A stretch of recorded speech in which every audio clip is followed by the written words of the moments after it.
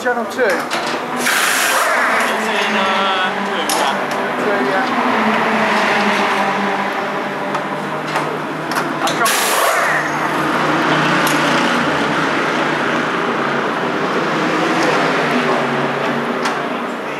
Try it 1 as well.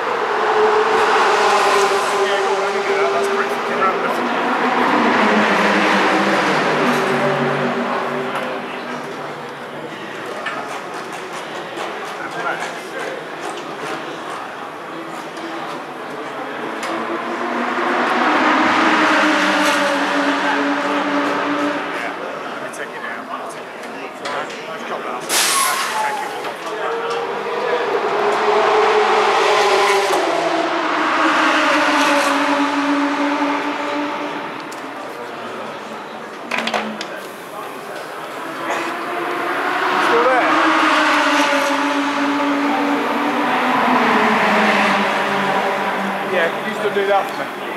Okay. So.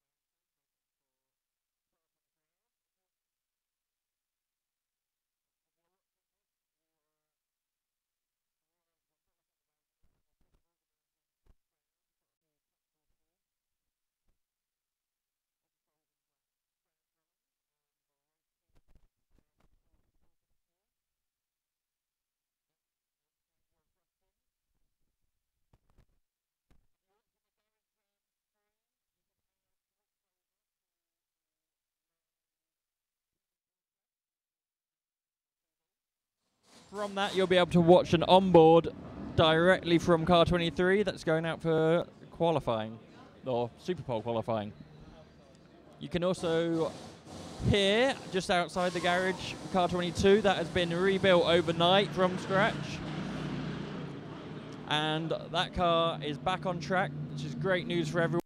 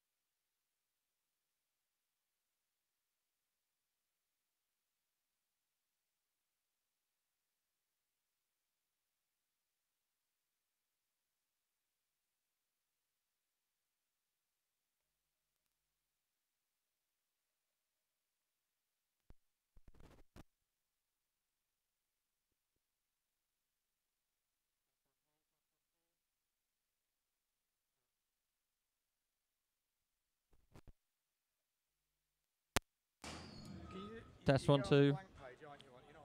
Test 1 2.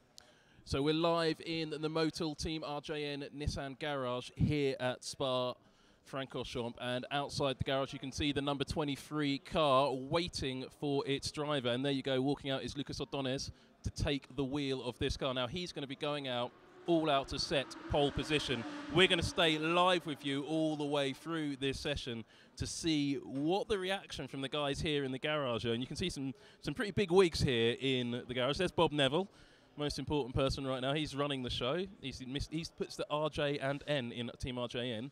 Chio-san next to him and Al Buncombe next door. And then we've got Mike here, the big boss. He's keeping a close eye on all the guys from the team that you're used to seeing. Then you've got the Chili's down there in the mechanics and the engineers area watching what's going on. And as you can see, everybody's eyes are absolutely glued to the timing screen. Jamie Green in that Audi is on track at the moment. He's the qualified 17th yesterday.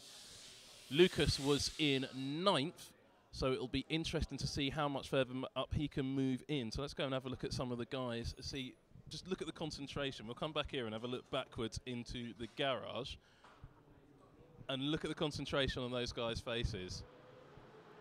Like, they know we're looking at them, and they're not taking, no one is taking their eyes off these screens, because this is what really matters for tomorrow's race. 24-hour race, though. You wouldn't think qualifying would be that important, but there is a matter of honour and pride to going on pole position. And as we can see, the 23 car still sitting there looking purposeful. 22 is in the garage after that accident last night. Car back in one piece. Went out in warm-up and wasn't all that much slower than the 23. So the Chili's, the team of younger drivers, Parry, Moore and Simmons in that car, are hopeful of getting in front of the slightly older, more experienced group of drivers. And these two particularly, Chio-san coming on the back of an absolutely stunning second position at Sportsland Sugo last weekend, flown across straight from there to Spa to be ready for this race. If you're wondering why we're saying it was a stunning second position, I won't spoil it for you, but you can watch the full Sportsland Sugo 300km Super GT race here on NISMO.TV. So just after this session, click over and have a watch of that. That's there in full. And the ending is very much worth watching, but the whole race is fantastic. And so as we're waiting to look at the times, Jamie Green's still on track. At the moment, he is the fastest of everybody, but he's got his 2 laps on the board with a 2:18.5. We're expecting some much faster times to come as the session proceeds. Looking there at the Porsche of Lawrence Van Voor. So he was the car that must have been in 18th or 19th position earlier on. Actually, he's even later than that, wasn't he? So it's not long till the number 23 car will take out onto track. Probably about 3 or 4 minutes till that goes on track. As I look to see who's going out now, that's the number 50 Ferrari. Bright yellow car with the blue bits on. And it's going to be fascinating watching. And if you're watching this, I mean, I'd say stay tuned into this. But if you've got a second screen opportunity, when that number 23 goes out, make sure you're looking at the onboard camera that's on that car. You can see the whole onboard unedited in real time. And that is going to be the best way, in my opinion, to watch this Super Pole session for the Nissan at least, because it's going to give you a real insight to the way Lucas Ordonez is driving that GT3 car around this Spa-Francorchamps circuit. And the Spaniard was the quickest of the 3 drivers in that car earlier on. And, Al Buncombe's seen something he's interesting in now. What's he going to do? He's going up to the pit wall? No, he's going out to have a word with Lucas. And, well, let's go and find out what he had to say. We'll collar him in a minute. So they're having a chat. Clearly, Al not going to be driving the car. He's in his jeans and Nismo t-shirt. And just a last little word to find out what's going on. I'm going to grab Al. Al, what was that about? He asked me to keep him updated of what the times are. So seems like there's more grip out there now than there was this time yesterday. So unless they were all sandbagging, of course. But yeah, we thought there was going to be 17, and the Porsche's just done that. So yeah, we got our work cut out, but he's the man, so it'll be all good, hopefully. What sort of time do you reckon he's going to do with this high grip? I think he could be on for a low 18. His time last night, his second lap, he got held up, and he was 4/10 up, so that would be an 18.5. So maybe with a bit more grip, he can do a low 18. So yeah, I mean, it's great that we're in the top 20 anyway, but I think the goal is to be in the top 10. So I think it's doable if he can just nail that lap. Now, I've seen the engineers are studying, well, studiously looking at their laptops and looking at that weather radar. Have they told you anything about the weather in this session? Because there is rain very close to here right now. Yeah, there is. It's a very small percentage, but at the end of the day, we're at Spa, so anything can happen. So you can't really look too much at the screen. You need to be getting outside and holding your hands out, because that's what really matters. We'll let you go, but look at that screen and keep Lucas updated. And what has happened on the screen, we can't quite see. The Bentley's on track at the moment, and it's René Rast at the wheel of that with a 2:17.9. So it does look like those times are what we're going to have to see from the 23 to be competitive is going to be sub 2 minutes 18 to get around and be in that top 10. Could we see a 2:16 here? That will put the cat amongst the pigeons in terms of balance of performance. And Claude Simont from SRO will have a few difficult questions if one car's too quick round here. But as you heard, there is some suspicion some people might be sandbagging. I don't think that's really the case. The balance performance here is very well done. But unlike other long-distance races in the Blancpain Endurance Series, here you see some really top-caliber drivers, just like the Nissan drivers, taking it on. And the manufacturers really go all out to try and win this race. But look at this. Across the board, Chio now is... Chio's normally a smiley, chatty fellow, and look how focused he is on that timing screen. He's absolutely aerodynamic. Mike Carcano behind him, boss of NISMO Global. It's got to be quite difficult for the drivers, knowing the boss is sitting there over your shoulder and watching, as the number 23 car now has come off its jacks, so will be heading off out onto the circuit for its outlap imminently. Just waiting to get the radio signal. And we'll see that fire up any moment now. As we say a momentary goodbye to one of our Super GT team who are in the pits here with us. There is the 23 firing up. It's got those fresh sticker slicks on. Brand new set of Pirelli's tyres on that car. And as Lucas Ordonez sets off, it'll be quite interesting to see how he manages this warm-up lap. And we might collar Al again. He's watching. We might call it Al again. Al, warm-up lap going out for Super Pole. Yeah. What do you do on this lap? The rears come in pretty much instantly with this car. You need to work the fronts quite hard. The normal warm-up procedure, what we've been doing here this weekend, is one steady first flying lap, about 6 to 7 seconds off. That brings the temperature up to the correct heat at the right time, and then the second fly you can push 100%. So unfortunately we haven't got that luxury here now. He's got 2 laps, so his first laps he's going to have to push as well. So that's going to be really interesting to see how Lucas manages that. We'll flick over to watch that, but as I say, do have a look on the live stream at the Onboard. That's live right now, so you can see Lucas working those tyres up to temperature as I talk about it, and you hear Al telling us how the process works. But do go and have a long, hard look at that. And of course, if you miss it, the Onboard lap, we will be uploading that lap in full later on tonight, and I think it's actually will be almost instant. You'll be able to watch those Onboards. And I'm looking around, Louis not listening, so I don't know when that will be, but I think it's pretty much as soon as the session's finished, you'll be able to see that. Looking at the times at the moment, if you're not already, there's a 2:17.6 on the board, and the times are beginning to come down. A Ferrari's just over 2:18.5. That isn't going to be quick enough, but Lucas will be out on track. He is somewhere in the second sector. That's the new section of this Spa-Francorchamps circuit. Of course, Sector 1 and Sector 3 date back to the 1920s. Sector 2, which is the new section, I think had some involvement of Herman Tilke. It's one of his first developed tracks. Someone will probably email in and tell me I'm wrong about that, but I think it was one of his first projects, and that was back in the 1980s. I think that was 1983 that opened. But working the tyres is going to be crucial for all these cars. Of course, in this GT3 Championship, pretty much all of the tyres on these cars are identical. I think the Ferrari has a slightly different tyre size, but the tyres on these GTRs are, and there's no tyres on the 22, of course, it's not going anywhere, but the tyres on these GTRs are pretty much identical to the tyres on the Bentley and on the Audis. They all just have to deal with the same tyres from the same manufacturer, and they have to go out and get the best out of it. So the tyres may suit some cars better than the others. Sounds like the rears aren't going to be a problem here. Now we'll have a look at where's Lucas' time. He's still in that. He's just completed the second sector with a 1:07, which is well, that's not all that far off the pace. It's a few seconds off, but for an out lap, that's quite strong. So it looks like he's really trying to get the temperature in from that first lap.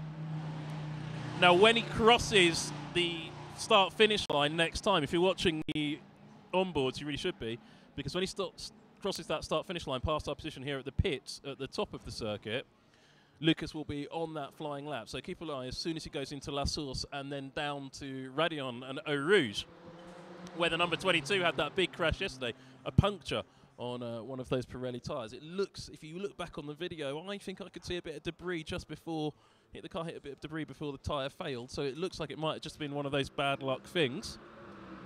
And I'm looking up to see when the lap starts, and if in fact lap has started, so we can go back behind the wall and we can watch the lap on the timing screens, but the really detailed timing screens, which most people don't get to see. So back here, we look in the engineer's screens, and you can see on that screen there that Lucas Ordóñez is just coming up to the end of the first sector and sets a time of a 39.4 through the first sector, which is a reasonably quick time. It's in the ballpark that he needs to be setting. And bear in mind, this is the first of 2 flying laps. The fastest time through that sector is a 39.151. So he's lost only 0.3 of a second there, and this is the first lap, so the tyres aren't really fully up to temperature. As Ordóñez works his way down through this new section of track into what I think is now called the Grand Courbe, or the Paul Ferrer corner. It used to be called the corner of no name, famously, but not so much. So that's turn 10, then going into turn 11. And we will get, the engineers are staring, absolutely staring at their data screens here. Now, not sure how much detail we're allowed to show on that, but you don't normally get to see this in the back of the garage. We can see all sorts of interesting details. You can see one of the teams in the other garage next door going down on the jacks. And now Ordóñez is now just coming up to the bottom of the hill before that, where the old track comes and rejoins the new track and crosses the second intermediate with a 103.6. And there was a reaction there from, well, have a look at Bob here. He's smiling. He likes this lap. He thinks this is a good one. And 103.6 is a decent lap time. The fastest sector there has just gone as a 102.9, though, to the number 14 car. So there's more to come from this number 23. As Lucas comes up the hill, you should hear the support going on behind my shoulder. These guys are cheering on Lucas.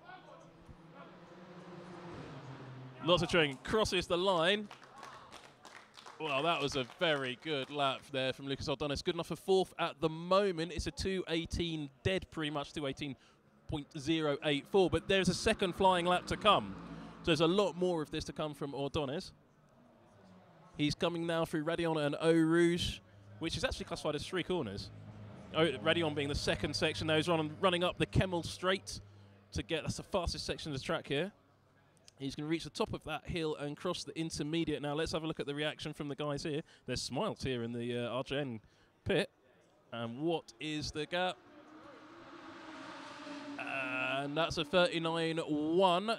That is only, that's not even a 1/10 of a second off the fastest time we've seen so far. So let's see how he goes into the second sector. That's very quick in the first sector, though. And then we just listen to what the guys are saying. There's a lot of excitement going on. But you can see the nerves right there. You see how much this matters to some of the guys here. And look down there. And you can hear the noise from one of the neighbouring garages as a new fastest time, as Lucas Ordóñez is about to cross the next intermediate. Yeah, he's just approaching through T12, T13 complex, then just that right-hander as he comes out of it and across the line into the 3rd sector, and that's the run up the hill for Blanchimont. Let's see what he can get out of this tricky section, actually, the technical bit of the track. About to cross that intermediate. Wait for the reaction from the guys. We'll know if it's good or bad from that reaction. And the time on the screen hasn't popped up. And well, something seems to have...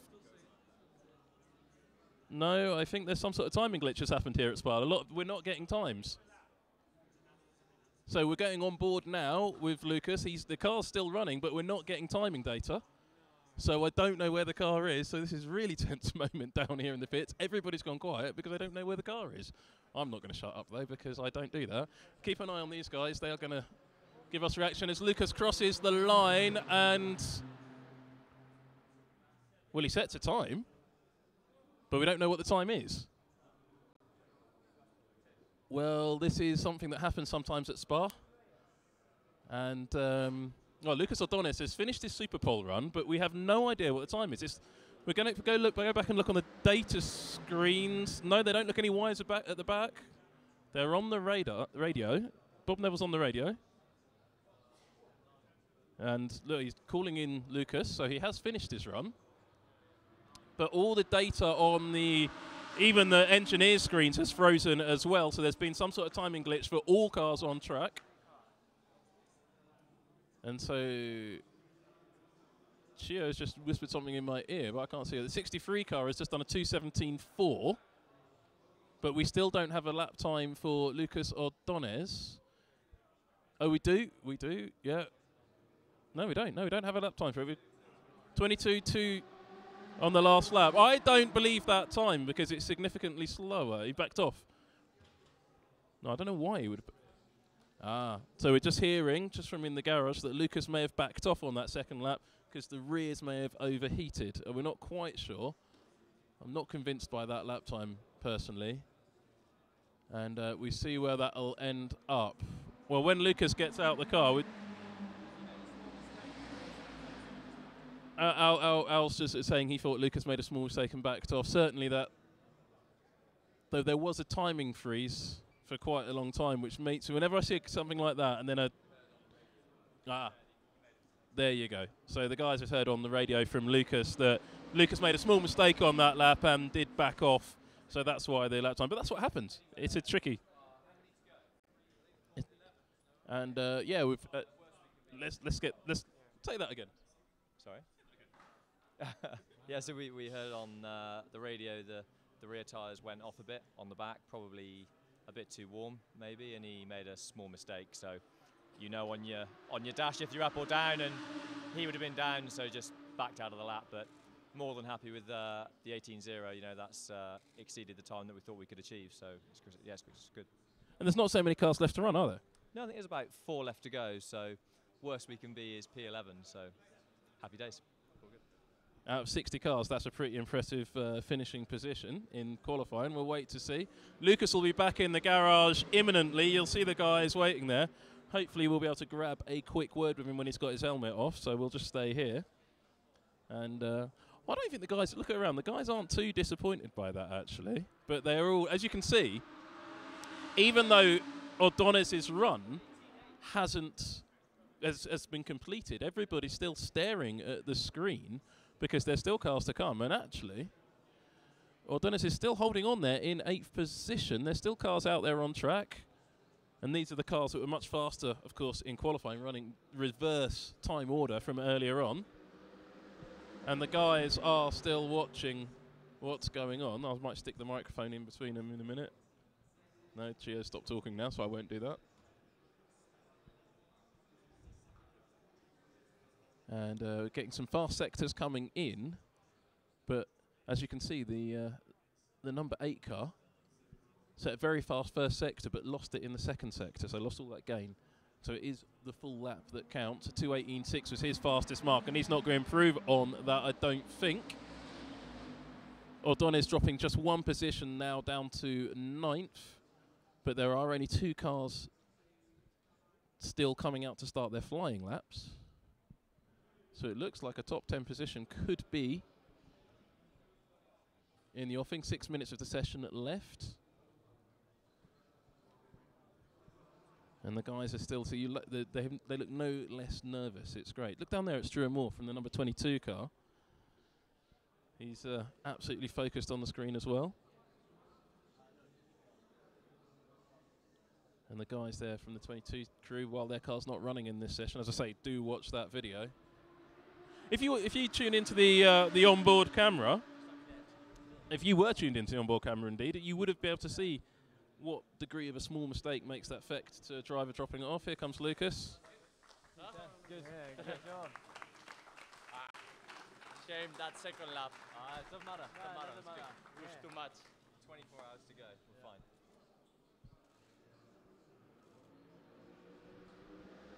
We'll grab Lucas in a moment, let him cool down a bit.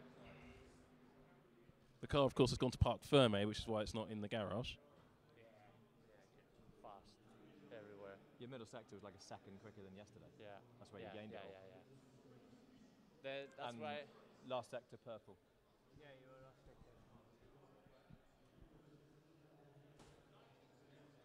So we're just having a look at the guys chatting about what was going on. And, well, as you heard, there was a good ripple of applause. We got Paul Ryan now watching on Facebook Live. We're on the in the garage cam. We've stolen the garage cam. We've taken it around the garage. We're crossing the streams again. This is the YouTube live stream. You've got the Facebook live stream. It's all garage cam action. I'm going to start. I'm going to interview Paul. Paul, because you're the official press man here. That was a great lap. That was an awesome lap. Oops. Screaming in the garage gets everybody's attention. Yeah, awesome performance too. Yeah, great lap last night from. That was a new fastest lap there by the number 55 car, which I think is driven by James Collado, is it? And it's a 2:17.3, and that keeps Lucas Ordonez is still sitting in 10th position overall though. Top 10's great. Top 10 would be awesome if we can kind of pull that off. But it's a long race, 24 hours, and yeah, we're just very pleased because we weren't in the Super Pole last year, so this is awesome to be so competitive this year. And being in Super Pole gives you a great position to start the 24 hours race from. If there's any trouble low down the field, and of course La Source on the first lap of any race here at Spa-Francorchamps is always a bit hairy. Well, 60 cars here, and you only saw the Blancpain Cup race earlier today. Anything can happen with such a huge field. So yeah, the further up the field that we can be to try to keep out of trouble, that's going to be a good thing. So. I think it's going to be quite an interesting one. Now, obviously, there's celebrations down in the Audi garage, but the number 55 car, I mean, they're applauding their guy, but there's still great applause. Look, there's definitely no disappointment now from the crew, is there? Look at that. Lucas is still pretty happy with the result. And I think there's only one lap that is in progress now. And so that, unless that lap is significantly faster, Lucas is guaranteed 10th position. That would be awesome. And before... We better make sure we grab him before. We'll wait for this last lap time to come in, and then we're not going to let him escape. We're going to stalk him. We're going to double team him. Double barrel. Yeah. Double barrel. 2 cameras, 2 streams. Can you imagine reading the comments out for these ones? Yeah, this is going to be a nightmare. But then we've got even more cameras. So exactly. I think this is all of the NISMO.TV cameras, isn't it? And if you want to watch the onboard laps from the NISMO.TV, the Nissan number 23 of Lucas Ordonez, you can do that on NISMO.TV. But stay tuned. We're going to have a word with NISMO, and I think that's it. Right, before Lucas disappears, we're going to all dive in on it. So, guys, it looks like 10th position starting the race. That's great, isn't it? Yeah, it's incredible, no? If we think about 2 days ago, we would never thought that we will be in the top 20 shootout. So, top 10 in quali here in Spa 24 hours is just a fantastic result. We were talking about that before. Even if we start P20, we'll be happy because it's a place that is good position to start a 24 hours race. Nobody wins a race in the first lap, so it's 24 hours racing. So yeah, really happy for the boys, for the team. Also proud for the 22 guys doing a mega job to recover this car. And now, happy days. Top 10 for Nissan NISMO in the 24 hours Spa is incredible. Thinking, all the lineups, all the manufacturers here put in a massive effort to have a great result here. So yeah, proud for the boys and for everyone. Happy. Well done there, Lucas. Now, the boys here, they're looking quite... when you were out, you didn't get to see it. Oh, Lucas, he's wandered off. He didn't get to see it when the car was out on track, but you guys were quite pleased with what he was doing, weren't you? Oh, yeah, he did a great job. We couldn't have expected any more from him, I did say to you before, I think we could do maybe a low 18, and he's slightly exceeded, that. So I couldn't be happy. It's a great way to start the weekend. What a great place to start the race from. It's good. And just a quick word from Chio-san. It's a massive trip for you. I mean, the 22 guys have made a massive effort. You were at Sugo just a few days ago, and now you're in Spa, qualifying for the Spa 24 hours. It was a bit of a change.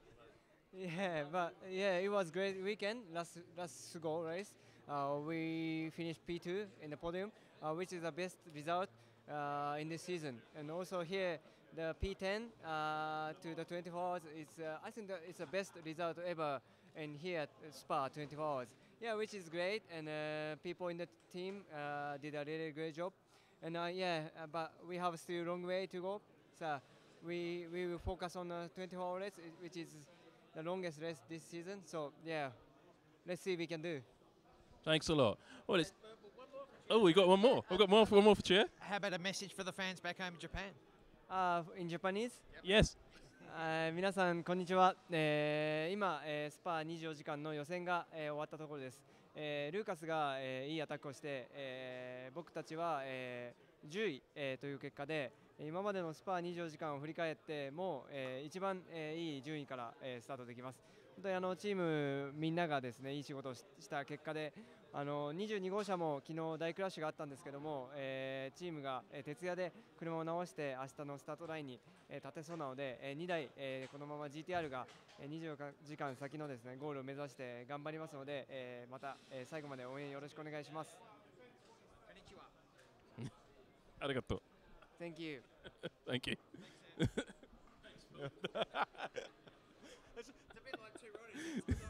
And it's good night from me. Well, that's it all from Super Pole here on NISMO.TV. You can watch the onboards at any point at your leisure. They are live on NISMO.TV. You just type that into your browser if you don't know where it is. There's also that Super GT action that Chio was talking about, and all the other action here from Spa 24 Hours. Coming up tomorrow, a full day and night and another day of packed action. So hit subscribe and leave us all your comments. If you want to see anything special, just leave it in the comments and we'll try and deliver it to you during the race tomorrow.